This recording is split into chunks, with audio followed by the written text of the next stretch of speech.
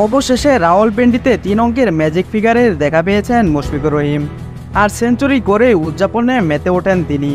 সেঞ্চুরির উদযাপনে আল্লাহর প্রতি শুকরিয়া জানিয়ে সেজদায় লুটিয়ে পড়েন মুশফিক। এরপর তাকে ড্রেসিং রুম থেকে অভিনন্দন জানিয়েছেন সতীর্থরাও। উল্লেখ্য যে ৬ উইকেটে ৪৪৮ রান তুলে পাকিস্তান ইনিংস ঘোষণা করার পর রাওয়ালপিন্ডিতে ব্যাকফুটে ছিল বাংলাদেশ।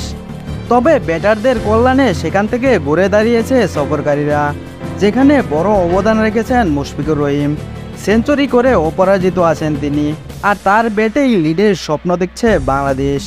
এই ইনিংসে ২০০ বল খেলে ৩ অঙ্কের ম্যাজিক ফিগার ছুঁয়েছেন মুশফিক। পাকিস্তানের বিপক্ষে লাল বলের ক্রিকেটে এটি তার প্রথম সেঞ্চুরি। আর পাকিস্তানের মাটিতে তৃতীয় বাংলাদেশি ব্যাটার হিসাবে টেস্টে সেঞ্চুরি করলেন অভিজ্ঞ এই উইকেটকিপার ব্যাটার। অন্যদিকে আজ ৫ উইকেটে ৩১৬ রান নিয়ে চতুর্থ দিনের খেলা শুরু করেছিল বাংলাদেশ। আগের দিনের অপরাজিত ব্যাটার লিটন দাস এদিন অবশ্য বেশিক্ষণ টিকতে পারেনি। অপরাজিত ৫২ রান নিয়ে তৃতীয় দিন শেষ করা লিটন দাস আজ নামের পাশে যোগ করতে পেরেছেন কেবল ৪ রান।